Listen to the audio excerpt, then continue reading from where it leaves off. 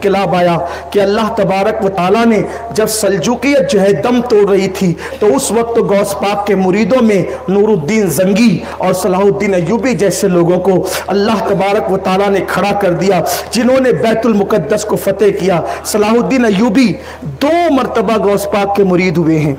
ایک تو یہ کہ ان کے والد غوث پاک کے مرید تھے، بچپنے میں لے کر آئے تھے ان کو مرید کرانے کے لیے، اس وقت بھی وہ مرید ہوئے، لیکن جب غوث پاک کا وصال ہو گیا تو غوث پاک کے منجلے صاحبزادے حضرت سیدی عبدالرزاق قادری الجیلانی کے ہاتھ پر از سر نو پھر انہوں نے تجدید بیعت فرمائی۔ اور جب صلاح الدین کے والد نے کہا کہ حضور میرے بیٹے کے لیے دعا کر دیں، تو دعا کی جاتی ہے تو کہاں ہاتھ رکھا جاتا ہے؟ سروں پر، ہے نا؟ لیکن میرے مرشد کا کمال ہی جدا ہے، اوروں کے لیے دعا کرتے تھے تو سر پہ ہاتھ رکھ کے، صلاح الدین کے لیے دعا کی تو گردن پکڑ کے، گلا پکڑ کے دعا کی، اور پھر عرض کی اللہ اس بچے سے وہ کام لینا کہ قیامت تک اس کے کارنامے کی گونج موجود رہے۔ ہاں یہ ہے، آج ہم تصوف اور طریقت کے نام پہ صرف یہ سمجھتے ہیں کہ تصوف اور طریقت صرف مالائیں جپنے کا نام ہے، یا صرف جو ہے ملکوت، ہاوت، لاہوت، وحدت الوجود اور اسی پہ کلام کرنے کا نام تصوف ہے۔ اچھی طرح یاد رکھنا، اگر تصوف میں حسینیت نہیں ہے تو وہ تصوف نہیں بلکہ زندیقیت ہے، اور سب سے پہلے اہل تصوف کی ذمہ داری یہ ہے نکل کر خانقاہوں سے ادا کر رسم شبیری۔ ہم یہ سمجھتے ہیں کہ دنیا سے آنکھیں مونجھ لینے کا نام تصوف ہے، چٹائیوں پر بیٹھ جانے کا نام تصوف ہے، لوگوں کو یہ کہنا کہ ایک گال پہ کوئی مارے تو دوسرا گال پیش کر دو، اس کا نام تصوف ہے، مالائیں گھس جائے اس کا نام تصوف ہے۔ مالائیں گھس جائیں کبھی تصوف نہیں آ سکتا جب تک کہ دل کا دانہ نہ پھرے۔ غوث پاک فرماتے ہیں تصوف یہ ہے کہ دنیا سے کٹ کر مخلوق کی خدمت میں لگ جائے، اس کا نام تصوف ہے۔ غوث پاک فرماتے ہیں جو مخلوق کا ادب نہ کرے خالق کا ادب کرنا اس کے لیے کوئی معتبر نہیں ہو سکتا۔ تصوف اس کا نام ہے، تصوف یہ ہے خود بھوکے رہو دوسروں کو کھانا کھلاؤ۔ سرکار غوث الاعظم دستگیر پیران پیر نے تصوف کا وہ مزاج پیش کیا، وہ امتزاج پیش کیا، اللہ اکبر، شریعت اور طریقت کا وہ سنگم پیش کیا کہ غوث پاک نے ایک طرف اہل مذہب میں انقلاب برپا کیا، دوسری طرف اہل سیاست میں صلاح الدین جیسے لوگوں کو کھڑا کیا، گردن پکڑ کر دعا کی، اور صلاح الدین کے ہاتھوں بیت المقدس فتح ہوا۔ جب صلاح الدین ایوبی بستر مرگ پر تھے، آخری سانسیں چل رہی تھی، یہ وہ بندہ ہے، کہنے کو تو سیاسی لیڈر ہے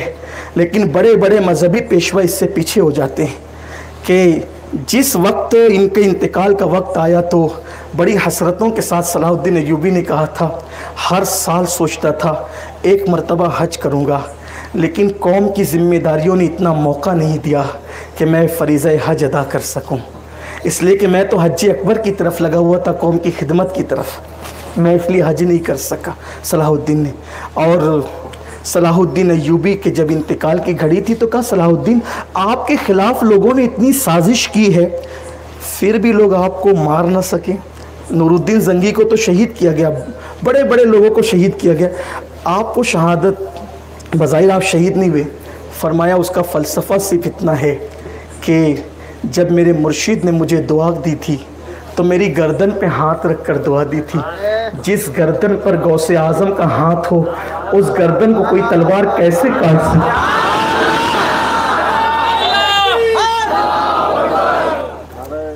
جس گردن پر غوث اعظم کا ہاتھ ہو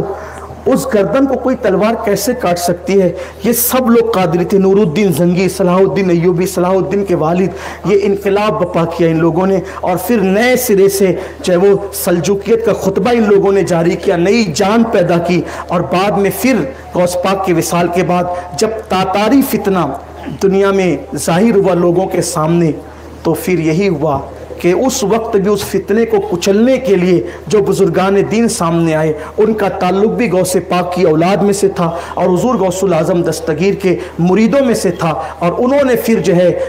ہلاکو خان کے بیٹے تگودار خان کو اسلام کی دولت عطا کی، لیکن اسلام کی دولت بھی کسی خطاب کی وجہ سے نہیں ملی، ایک جملے نے تگودار خان کی زندگی میں انقلاب بپا کیا۔ جب حضرت غوث الاعظم دستگیر کے وہ شہزادے جو خراسان میں رہتے تھے تگودار خان سے ملنے کے لیے تاکہ میں اس کو نصیحت کروں، تو اب وہ شکار کر کے واپس آ رہا تھا، اپنے محل کے قریب تگودار خان نے ایک مسلمان کو دیکھا تو تکبر کے لہجے میں مذاق اڑاتے ہوئے اس بزرگ سے کہا، وہ خراسانی بزرگ جو غوث پاک کی اولاد میں سے تھے، کہا کہ میرے کتے کی دم اچھی ہے یا آپ کی داڑھی اچھی ہے؟ تو انہوں نے اتنا خوبصورت جواب دیا، فرمایا تگودار خان اگر میرا خاتمہ ایمان پر ہوا، میرا اللہ مجھ سے راضی رہا تو میری داڑھی اچھی ہے، ورنہ میری داڑھی سے تیرے کتے کی دم اچھی ہے۔ بس ایک ہی جملے نے اس کی زندگی میں انقلاب بپا کیا، اپنے یہاں مہمان ٹھہرا لیا، اور اس کے بعد تگودار خان جو ہے مسلمان ہو گیا، اور پھر اس بزرگ نے اس کا نام احمد رکھا۔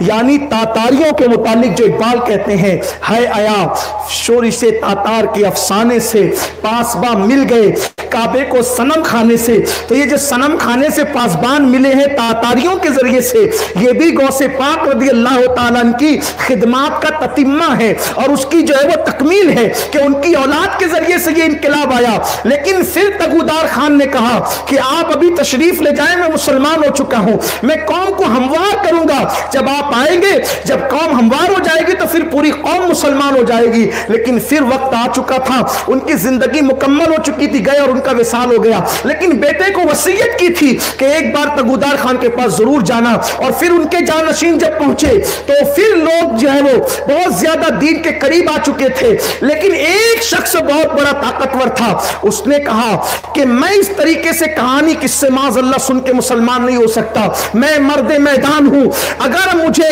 یا میرے بھیجے ہوئے پہلوان کو یہ شخص پچھاڑ دے تو میں اس کی روحانیت کا قائل ہو جاؤں گا، میں مسلمان ہو جاؤں گا۔ پھر یہ ہوا کہ اللہ اکبر، اس وزیر کا جو بڑا معتمد پہلوان تھا وہ اس کے ساتھ جو ہے مقابلہ طے ہو گیا۔ تگودار خان نے کہا اس بزرگ سے کہ آپ اتنے نحیف کمزور ہیں، اتنے بڑے تاتاری پہلوان سے مقابلہ کرنا آپ کے بس کی بات نہیں ہے، بڑا نقصان ہو جائے گا، دین مذاق بن جائے گا۔ لیکن غوث پاک کے اس شہزادے نے کہا واللہ کبھی نہیں، ہم اپنے دین کے لیے ہر میدان میں قدم رکھ سکتے ہیں۔ اور اس کے بعد جب تاریخ طے ہو گئی اور میدان کے اندر وہ پہلوان اتراتا ہوا آیا تو وہ بزرگ جو بڑے نحیف و ناتواں تھے، ریاضت اور مجاہدے کی وجہ سے ان کا جسم بالکل لاغر تھا، جیسے ہی میدان میں اترے اس کے اوپر ایک تماچا مارا، اس کی کھوپڑی پھٹ گئی۔ لوگوں نے یہ منظر دیکھا، اش اش کر اٹھے، وہ وزیر بھی اور پوری قوم اسلام میں داخل ہو گئی۔ یعنی تاتاریوں کو اسلام میں داخل کرنے کا شرف بھی